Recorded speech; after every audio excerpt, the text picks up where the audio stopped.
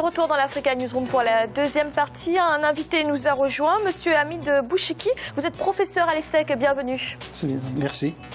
Et nous sommes toujours en compagnie de Ahmed Bargaoui, expert en géopolitique, c'est cela, et de Radija Ridouane, journaliste. Tout de suite, le dossier du jour.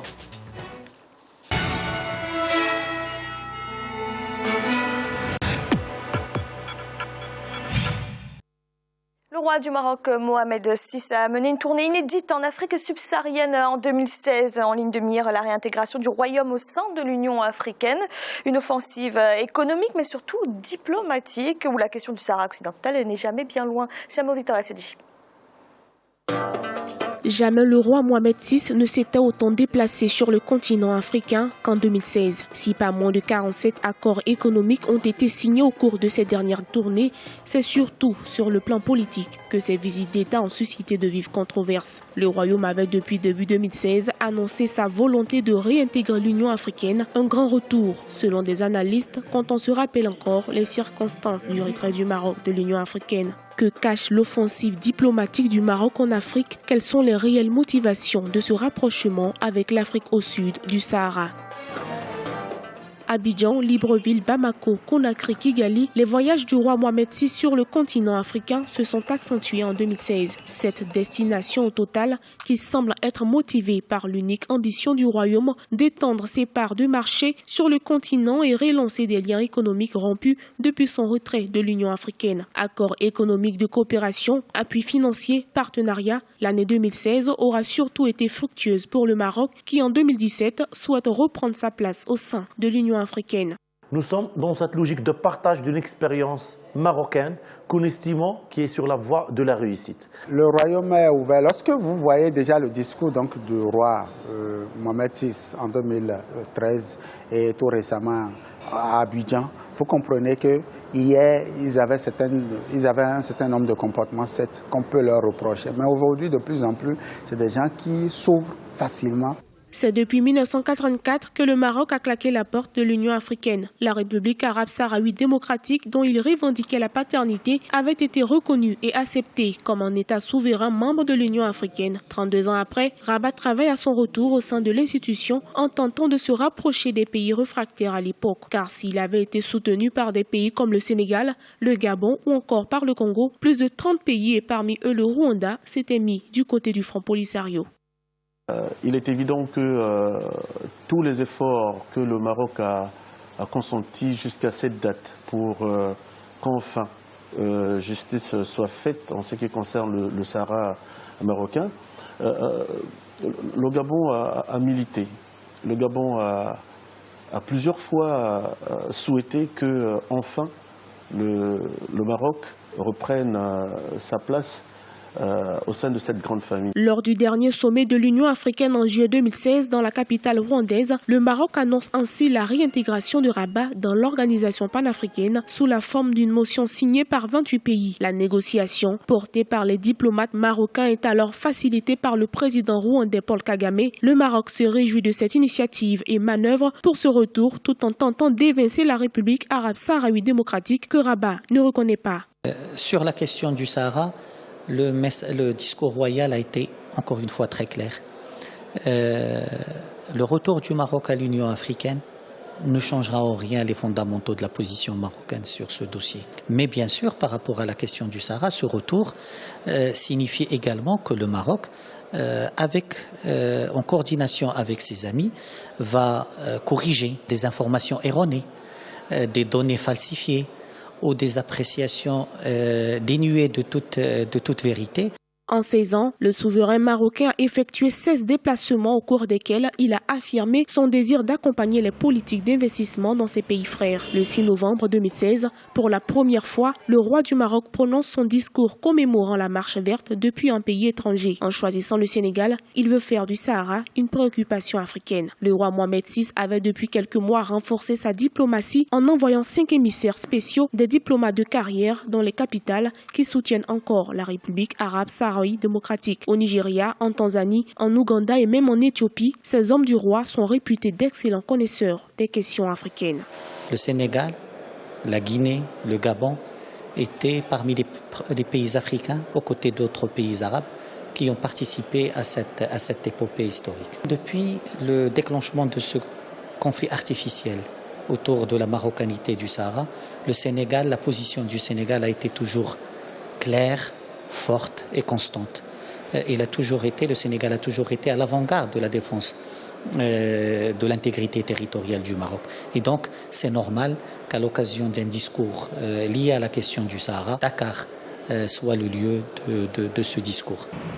Pour certains analystes, les motivations du Maroc vont bien au-delà de la simple question de son retour au sein de l'Union. Le Maroc, à travers ses visites d'État, veut surtout s'imposer comme une puissance africaine dans plusieurs pays. Le Royaume prépare 25 accords qui seront signés dans le domaine de la formation et de l'échange des renseignements.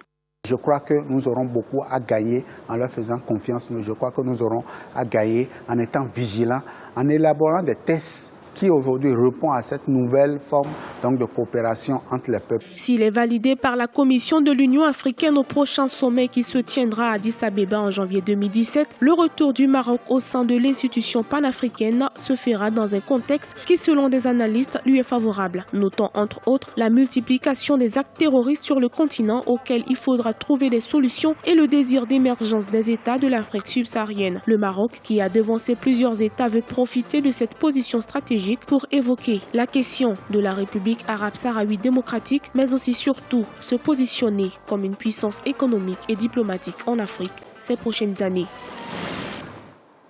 Hamid Bouchiki, il y a plusieurs motivations derrière les déplacements du roi en Afrique subsaharienne.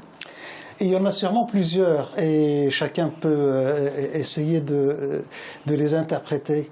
Il y a évidemment la question territoriale qui pour le Maroc et pour les autorités, les plus hautes autorités du pays, est une question fondamentale et qui motive cette démarche de renouement avec l'Afrique et de réintégration de l'Union africaine. Il y a cet aspect-là, mais je pense qu'il y a aussi une lecture économique à faire de cette intensification de la présence marocaine en Afrique. Il y a une vraie volonté de se tourner vers l'Afrique désormais et plus vers l'Europe comme auparavant ?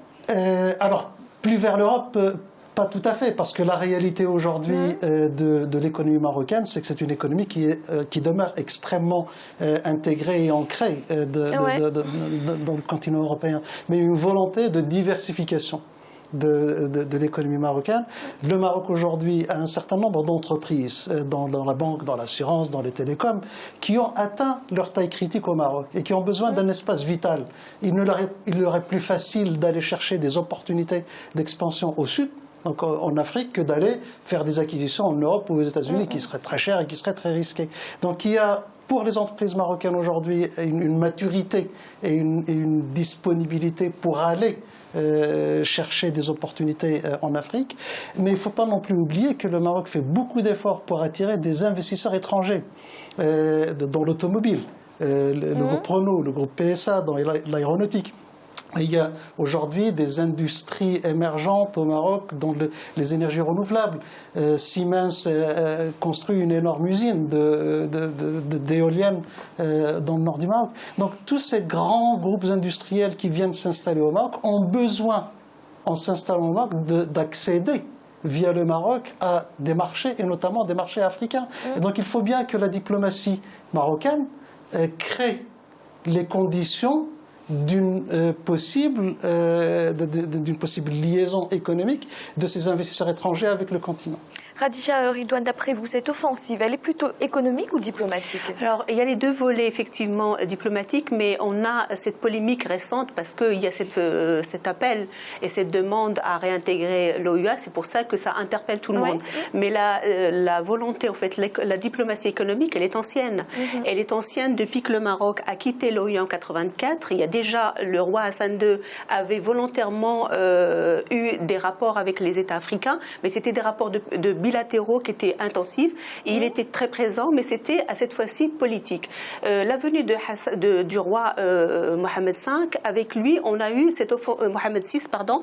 Avec lui, on a eu l'intensification de cette diplomatie économique. Il faut, comme l'a dit M. Bouchiri, la diversification du Maroc, la diversification de son économie, de son ouverture sur l'international elle ne date pas d'aujourd'hui. Le marché européen, certainement, il y a des liens historiques avec l'Europe. C'est le premier partenaire du Maroc. Mais le Maroc a signé, il faut le souligner, des accords de libre-échange avec les États-Unis. Il a diversifié, il a des rapports aujourd'hui avec la Russie, avec des partenaires étrangers, c'était une politique. Alors la dimension africaine, elle est venue s'intensifier avec Mohamed VI et notamment elle est réelle sur le terrain. C'est-à-dire qu'il y a des groupes financiers qui se sont installés en Afrique depuis quelques années. Aujourd'hui, il y a un capital réel en matière de banque, de finances, d'assurance. Il y a des groupes immobiliers marocains qui sont précurseurs, qui se sont installés au Maroc. Ce qui est arrivé aujourd'hui avec Mohamed VI, c'est une vision de l'Afrique économique et de cette vision de développement sud-sud. Elle est réelle, c'est une vision. Effectivement qu'en arrière-plan, il y a cette dimension politique qui est tout à fait légitime. 3 décennies de siège vide à l'OUA n'étaient plus tenables aujourd'hui. Il fallait que le Maroc réintègre l'OUA et non seulement pour seulement la question du Sahara, mais c'est parce que aussi les deux aujourd'hui il y a la dimension sécuritaire dans le continent africain aussi, qui est aussi une dimension sur laquelle le Maroc insiste cette réintégration, elle est nécessaire aujourd'hui. Elle est nécessaire et je pense que certains pays aujourd'hui, notamment ceux qui sont en partenariat avec le Maroc et la région de la CEDEAO, le Maroc l'a intégré tout récemment, mais il est en partenariat avec cette région depuis quelques années déjà. Et aujourd'hui, ce groupe qui est, rappelons-le, le groupe régional le plus structuré en Afrique, parce que les autres groupes du Maghreb ou le groupe en Afrique centrale ou le groupe en Afrique de l'Est peinent à être structuré. La seule qui marche, qui a une monnaie qui marche, c'est la CEDEAO. Et ce bloc aujourd'hui a des intérêts avec le Maroc. C'est la région où le Maroc investit le plus. C'est la région qui a des accords. Et aujourd'hui, il y a une émergence de nouveaux chefs d'État qui ont cette conscience et donc ils appuient aussi pour que leurs intérêts en fait se combinent pour la région entière, pour la sécurité, pour l'économie et pour le développement de l'Afrique. Alors Ahmed Bargaoui, le prochain sommet de l'Union africaine, il aura lieu donc du 23 au 31 janvier prochain. Comment s'annonce ce sommet pour le Maroc? On va vers une réintégration, c'est sûr? Écoutez, faut-il tout d'abord poser la question si le Maroc a quitté le continent africain? Le Maroc n'a jamais quitté le continent africain. Elle a su tisser depuis 1984 des relations bilatérales, c'est ce qu'il a dit exactement mon cher collègue. Et exactement, je partage votre avis que le Maroc, c'est une diplomatie très intelligente. Et elle a su surpasser disons l'organisation africaine. Donc, avec, bien sûr, par le biais de la diaspora marocaine qui était très active durant cette période aussi, elle a su s'implanter, permettez-moi l'expression, économiquement dans le continent africain. Donc, le roi Mohamed VI, c'est une continuité aussi de ce qu'il a bâti son père, Hassan II. Il n'a jamais coupé les ponts avec le continent africain. Il a même une vision du continent africain. Et ce que mais il y avait quand même une rupture avec ce départ de l'Union africaine. C'est pas une rupture, c'était plutôt une suspension. C'était la lecture à l'époque, c'était une suspension pour une période. C'était une manifestation de désaccord. Mais le Maroc, elle a beaucoup d'amis dans le continent africain et ses amis maintenant réclament son retour. Pourquoi? Il y a deux lectures de ce dossier. Ouais. Bien entendu, le Maroc, si je ne me trompe pas, ce qui l'intéresse au premier plan, c'est l'économie tout d'abord. On est maintenant dans un monde économique, c'est une rivalité économique. Et la diplomatie marocaine, elle a su aussi dynamiser ses objectifs après ce que j'appelle le printemps du monde arabe, parce qu'on a constaté, on a remarqué une remontée très remarquable avec des nouveaux ministres. Et cette génération, elle a su aussi s'adresser à cette génération nouvelle. C'est ce que l'a précisé Mme Khadija. Cette nouvelle génération aussi des politiques dans le continent africain. Donc, il y a une convergence, une cohérence apparemment dans les relations bilatérales. Donc vous êtes en train de dire que la question du Sahara occidental, ça reste en second plan ? Non, c'est pas ce qu'elle a dit. Elle n'est pas en second plan. La question du Sahara est en premier plan depuis le début. Il y a deux manières de faire. Il y avait la manière Hassan II au départ qui était politique, qui lui a une présence politique. D'ailleurs, c'est Hassan II qui avait claqué la porte, qui avait ordonné à ses ministres, et notamment son conseiller Redagdera de claquer la porte de l'OUA. Aujourd'hui, il y a une vision beaucoup plus pragmatique des choses. Il y a une vision où la dimension économique est fortement présente et les deux sont liés. Et aujourd'hui, cette offensive diplomatique, il est évident qu'il y a des intérêts économiques. Aujourd'hui, le Maroc est quand même à 80% de ses investissements qui vont vers le continent africain. Il a 2,5% dans sa balance commerciale d'exportation vers l'Afrique. C'est quand même un effort. Et c'est un pays quand même qui ne dispose pas de pétrole. C'est pas une grande puissance économique africaine. Donc la question du Sahara avec la dimension économique, ils sont liés. Mais aujourd'hui, la présence au sein de l'OUA, c'est une question pour le Maroc qui est importante aujourd'hui, elle est posée dans des termes clairs. Il n'a pas contourné, il a essayé, effectivement, il est présent économiquement sur le continent africain, mais aujourd'hui, il ne peut plus avoir cette politique de siège vide au sein de l'OUA, parce que quand même, c'est une organisation qui compte. Oui, si vous permettez, j'aimerais compléter cette discussion des motivations de l'intensification de l'activité marocaine en direction de l'Afrique par un prisme aussi culturel, spirituel. Et vous avez bien remarqué que lors de ses visites en Afrique, le roi s'habille porte la tenue traditionnelle. Et il y a beaucoup, ça fait beaucoup, les djellabas du roi font beaucoup parler dans les cafés marocains. On s'amuse de la richesse finalement de sa garde-robe. Mais il y a un message, je crois, qui est envoyé là. C'est le roi du Maroc, commandeur des croyants, qui se déplace en Afrique, et on voit bien quand même qu'au sud, là au sud du Maroc, il y a quelques foyers, quand même quelques foyers d'instabilité. Il y a un islam radical qui s'installe en Afrique, et il y a aussi besoin d'une action à ce niveau-là pour contenir le développement et la propagation de cet islam-là, et pour faire peser un peu une version quand même un peu plus moderne, un peu plus modérée de l'islam. Donc il y a la question territoriale, il y a la question économique, mais il y a aussi cette dimension religieuse culturelle qui n'est pas à sous-estimer. 500 imams qui ont été formés par le Maroc en Mali, et c'est une expérience qui fait des émules. La Tunisie a demandé, la Guinée, et qui vont aussi bénéficier de cette formation, parce qu'effectivement il y a des problèmes sécuritaires, il y a une montée de radicalisme en Afrique qui est très importante, et le Maroc entend jouer un rôle. Merci, on va terminer là-dessus. Et tout de suite, le rappel des sites qui ont été développés en début de cette émission. Majorité opposition République démocratique du Congo ont signé samedi 31 décembre un accord politique, et ce après 3 semaines de pourparlers sous l'égide de l'Église catholique, mais également après une année très mouvementée. Et au Tchad, le Parlement a entériné la décision du gouvernement de ne plus payer les journées de grève. Les autorités sont confrontées depuis 4 mois à une grève des travailleurs du secteur public. Ils protestent contre le retard dans le paiement de leur salaire.